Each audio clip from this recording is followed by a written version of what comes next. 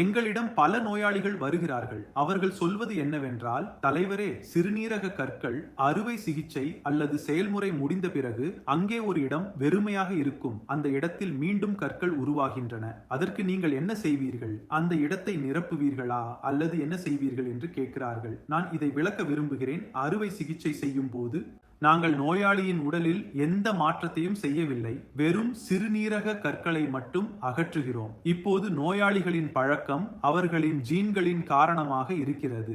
அவர்களின் உடலமைப்பின் காரணமாக சில வேதியியல் பொருட்கள் அல்லது உப்பு அதிகமாக உருவாகின்றன. உடலில் உருவாகும் அனைத்து உப்பும் திண்டாகும்.